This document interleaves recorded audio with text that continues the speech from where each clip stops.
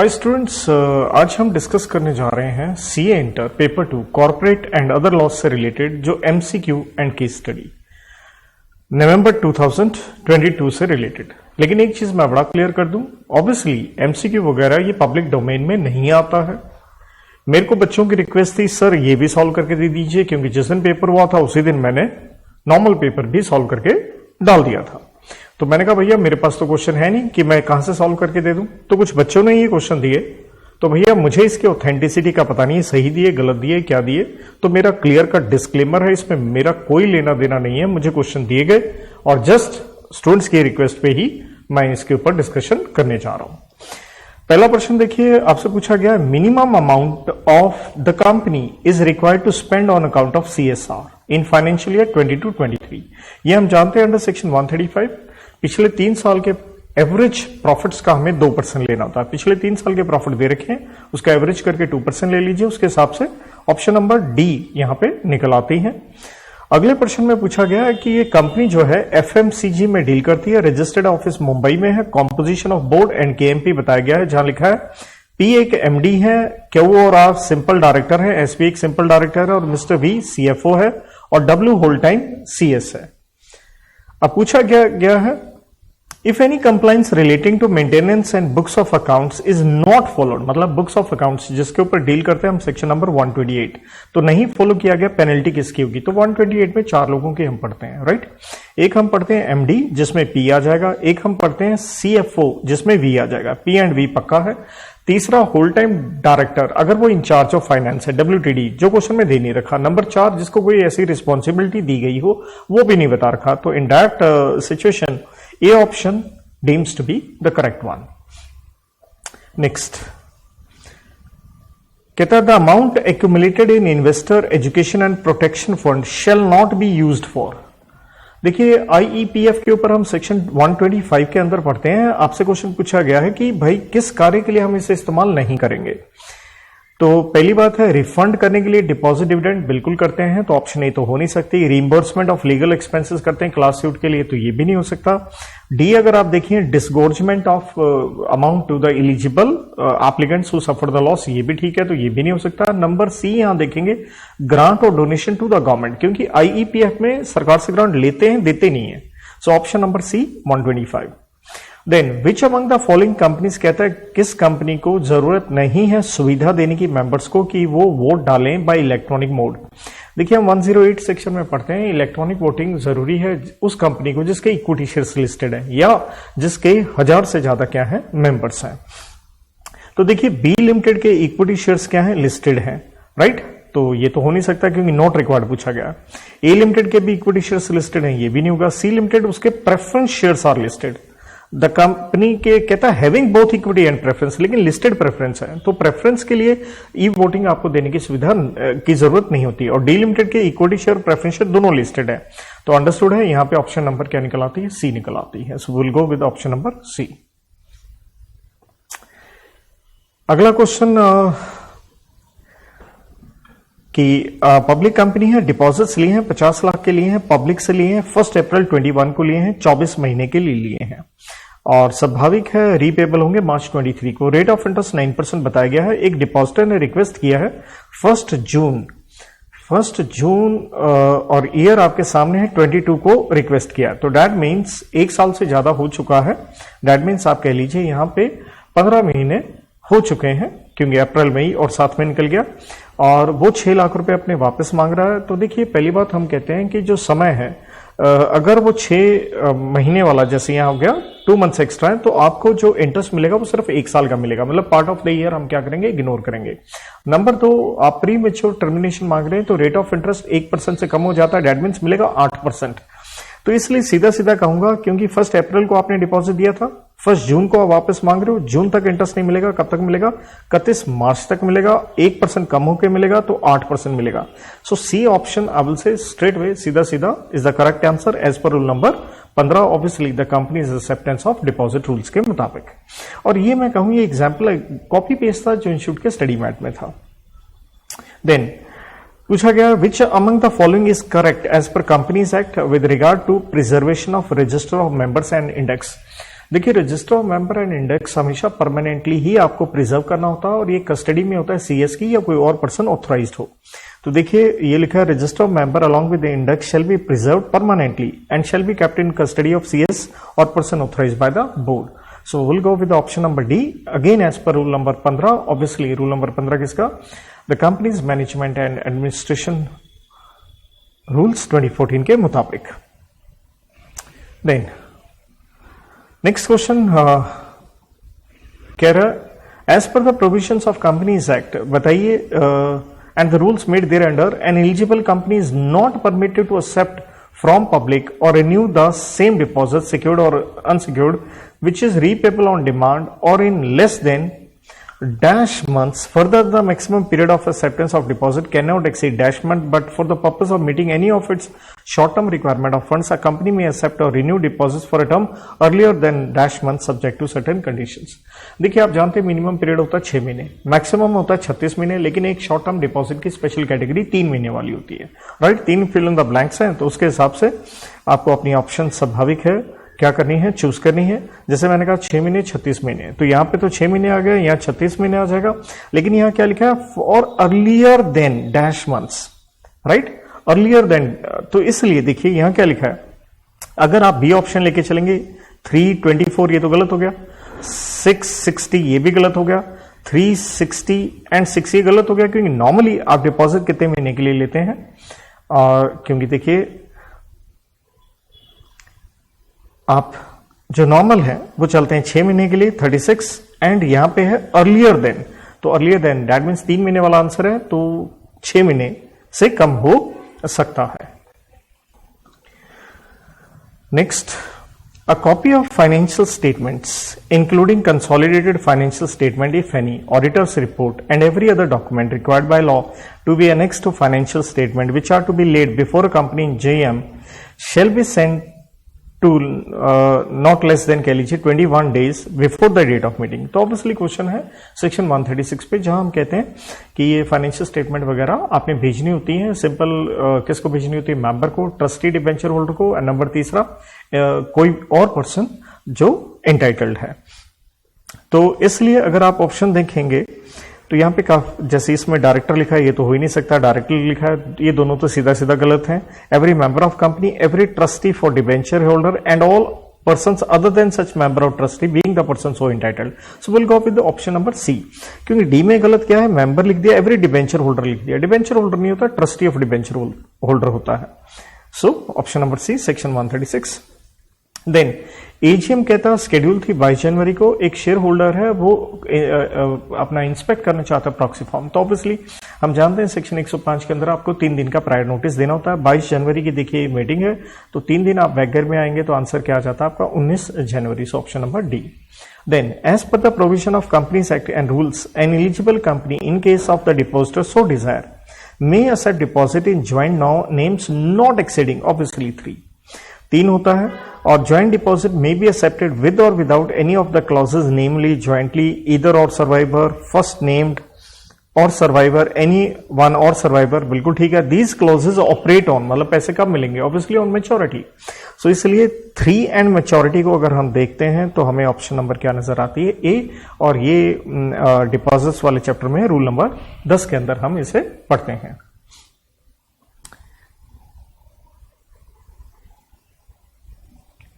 As per negotiable act कहता है बताइए कौन सा इसमें से इनकरेक्ट स्टेटमेंट है as regard to ambiguous instrument, जिसे आप सेक्शन 17 में पढ़ के आते हैं, आपसे इनकरेक्ट पूछा गया, ये ध्यान दीजिएगा, क्योंकि हम क्या कहते हैं एम्बिगुअस इंस्ट्रूमेंट है मतलब बिल है या नोट है नहीं मालूम है, लेकिन आपको ऑप्शन होती है आप इसे जो मर्जी ट्रीट कर लें। जैसे ये ऑप्शन में देखिए, या सीधा ही मैं देखिए आंसर में आऊंगा, डी में आ जाता हूं, क्योंकि जैसे मैंने बताया एनी इंस्ट्रूमेंट में बी कंस्ट्रूड एज नोट और bill, the holder can not treat it either as note or as a bill of exchange। कहने का मतलब है either as note और bill, मान लीजिए आप जो भी आपको मानना है आप उसे मान सकते हैं। the holder cannot treat it either as note और bill of exchange, मतलब बाद में आप उसे चेंज नहीं कर सकते हैं, क्योंकि पहले वाली अगर आप ऑप्शंस देखेंगे जैसे लिखा है, कहता आप either as note और bill मान लीजिए, but the holder treats it only as bill and the instrument is henceforth treated accordingly.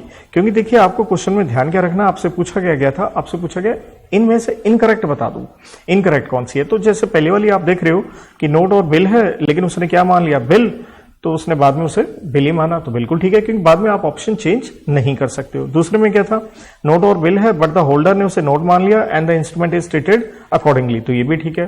Then तीसरे में कहते हैं इंस्ट्रूमेंट कंस्ट्रूड एज नोट और bill but the holder treats it as either, मतलब कोई भी उसने मान लिया and the instrument is henceforth treated accordingly, तो उसके अकॉर्डिंग चल रहा है, तो कोई दिक्कत नहीं है। So will go with option number D. Then अगले में पूछा गया है आपसे करेक्ट बताइए रिगार्डिंग क्रॉसिंग ऑफ चेक।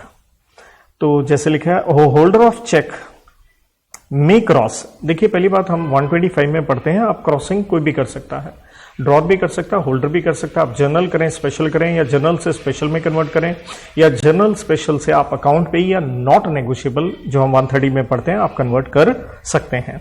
तो आपसे करेक्ट पूछा गया, इसलिए कहता है holder of cheque may cross uncross cheque generally और specially. If the cheque is cross generally, holder specially कर सकता है। If the cheque is cross generally और स्पेशली, कोई भी हो, आप एन वर्ड ऐड कर सकते हैं। तो सारे ऑप्शन आप देखते हैं तो ऑप्शन नंबर सी परफेक्ट निकल के आती है। जीसीए पे एक प्रश्न, एक्ट और omission constitutes an offence under to enactment, तो ये आप जानते हो और आपसे करेक्ट पूछा गया है कि सेक्शन 26 में हम पढ़ते हैं कि ऑब्वियसली जो ऑफेंडर है to be punished and prosecuted, but दोनों एक्ट में आप पनिशेबल नहीं होंगे, ईदर ऑफ द एक्ट में आप हो सकते हैं।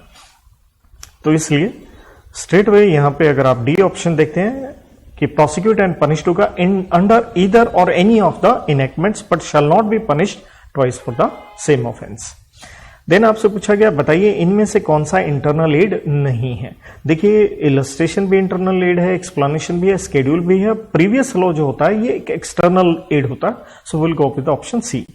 देन आपसे देखिए ये पूछ लिया गया है करेक्ट मीनिंग ऑफ अट्रस मैगिस वेलिएट कॉम पीरियड, जो कि आप इंटरप्रिटेशन में पढ़ के आते हैं, लेटिन मैक्सिमम है, जिसका मतलब होता है कोई सेंसिबल मीनिंग निकालना। तो words of statute must be construed so as to lead to a sensible meaning, option number A. Then पूछ रहा आपसे इनमें से बताइए कौन सा करेक्ट है, कौन सा करेक्ट नहीं है, नॉट ट्रू। तो देखिए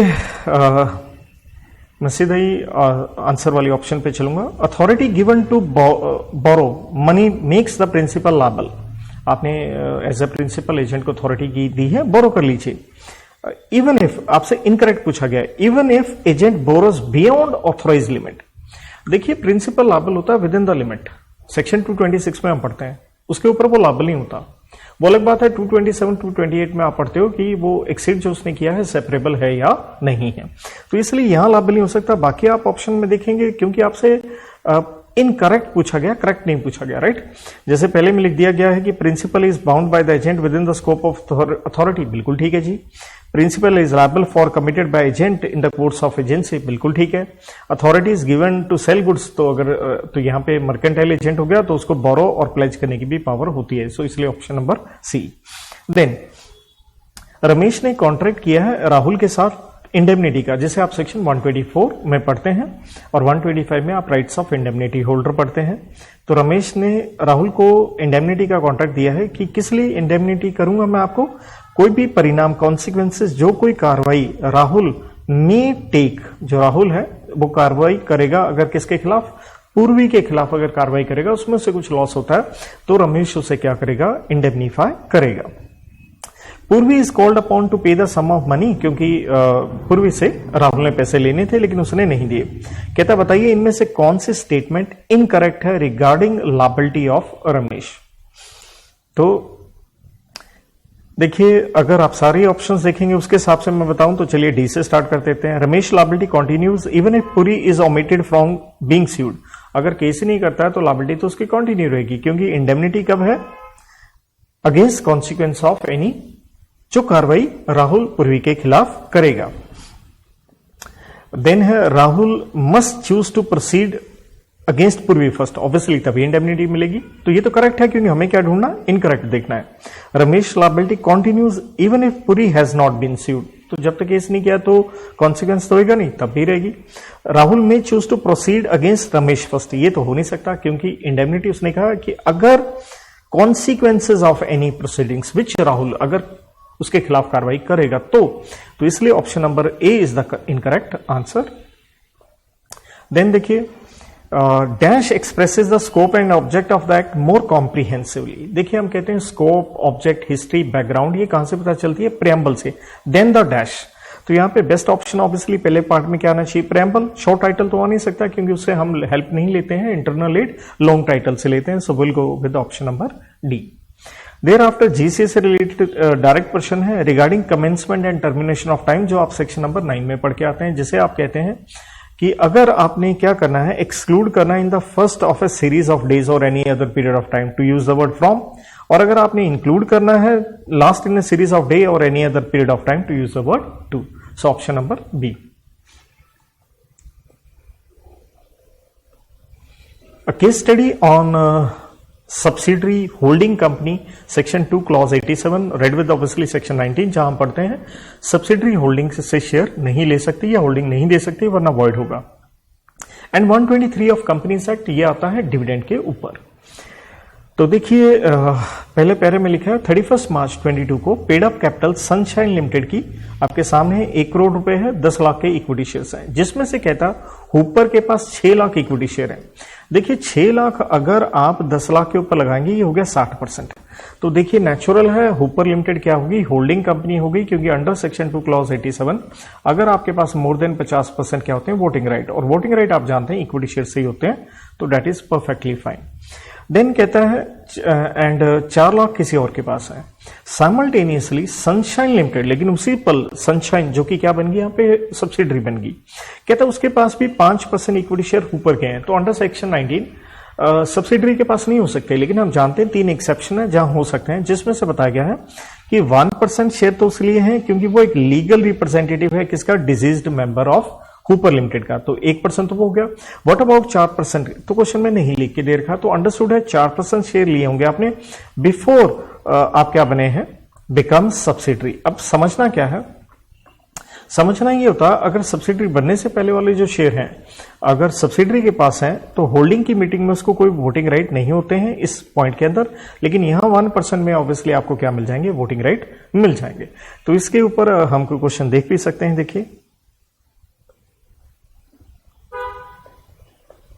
देखिए ये रहा पहला प्रश्न, आपसे पूछा गया सनशाइन जो कि सब्सिडरी है can excise voting right at AGM of Hooper limited? Yes कर सकती है, लेकिन सिर्फ 1% के लिए, 4% के लिए नहीं कर सकती, इसलिए यस कहेंगे कि है only in respect of share held by it as legal representative और एज ट्रस्टी, क्योंकि ट्रस्टी आपकी तीसरी एक्सेप्शन होती है, इसलिए हम कहेंगे only in respect of 1% of shares. Answer D section 19।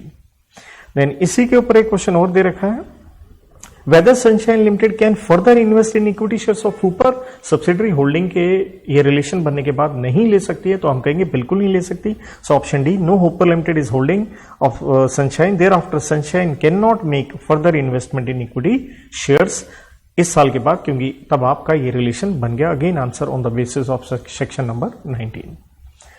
अगले पैरे में आप देखते हैं तो मिस ज्योति एक डायरेक्टर्स है, उसने प्रपोज किया कि कंपनी के प्रॉफिट नहीं है इसलिए आप डिविडेंड मत डिक्लेयर कीजिए, लेकिन ऑल अदर डायरेक्टर्स को लगता है लास्ट ईयर डिविडेंड 5% था, वो हमें मेंटेन करना चाहिए ताकि शेयर होल्डर खुश रहें। मिस ज्योति ने अगेन ऑब्जेक्ट किया कि लीगल प्रोविजंस 123 में ऐसा करने से मना करती हैं, क्योंकि वो कहती हैं कि प्रॉफिट डिविडेंड सिर्फ आपने प्रॉफिट्स में से देना होता है, क्योंकि प्रॉफिट है नहीं इस साल तो हम नहीं दे पाएंगे। शी स्ट्रांगली कंटेंटेड, उन्होंने कहा कि पेइंग डिविडेंड ये एक फाइनेंशियल चॉइस है बोर्ड की, इसलिए board should take an informed decision. Priority of the board is to ensure कि कैश फ्लो स्टेटमेंट ठीक ठाक रहे। लेकिन एक डायरेक्टर और है मिस्टर अखिल, उसने सजेस्ट किया है कि हमारे पास काफी गेन हुआ है रीवैल्यूएशन ऑफ एसेट्स पे, इसलिए हम इसमें से डिविडेंड दे दें। देखिए 123 साफ कहता है रीवैल्यूएशन ऑफ एसेट्स से जो रीवैल्यूएशन गेन हुआ है, नोशनल गेन हुआ है, आप उसका इस्तेमाल नहीं कर सकते हैं, तो अखिल यहां पे गलत है। फाइनली चेयर कम एमडी मिस्टर कमल ने इंटरफेयर किया और सजेस्ट किया कि प्रोविजन है कंपनीज एक्ट में कि आप डिविडेंड दे दीजिए in the absence of profits, तो वो हम सारे जानते हैं कि आप दे सकते हैं कहां से? अगर कंपनी के पास क्या हो? रिजर्व्स हो। The CS mister miss Yeshi should work out the possibilities and legal जो भी इससे रिलेटेड वो देखे कि हम दे सकते हैं या नहीं। तो इसके ऊपर हमें देखिए ये 3 प्रश्न पूछे गए, तो तीसरा क्वेश्चन 123 पे हमें दिखेगा, जो अखिल थे जो कह रहे थे रीवैल्यूएशन में से गेन में से आप डिविडेंड दे लीजिए, उसके ऊपर प्रश्न पूछा गया, बताइए कौन सी ऑप्शन यहां पे करेक्ट है। तो जैसे मैंने कहा gain made by company in the form of revaluation of asset is not available, वो अवेलेबल नहीं है, तो ये करेक्ट ऑप्शन है। क्योंकि पहले पार्ट में क्या लिखा है, इज अवेलेबल, दूसरे में भी क्या लिखा है, इज अवेलेबल, और चौथे में क्या लिखा है, is not available for computation of profit for declaration of dividend but it can be available in case gain made by revaluation of asset other than building. नहीं भाई, कोई रिवैल्यूएशन गेन नहीं आता। So option number C is the correct answer under section 1, 2, 3। तो इसके साथ हमारी discussion यहाँ समाप्त होती है। तो बेसिकली जिन बच्चों का आने वाले समय में एग्जाम है तो वो इसको रेफर करेंगे, उनके लिए बहुत ही एक ऑब्वियसली अच्छी चीज है कि चलिए अगर ये क्वेश्चन आए थे, अगर आए हों, क्योंकि authenticity I can not as I said, उस पर मैं कुछ नहीं कह सकता हूं, तो उस तरह से उनके लिए थोड़ा यूजफुल होगा। Thank you, God bless.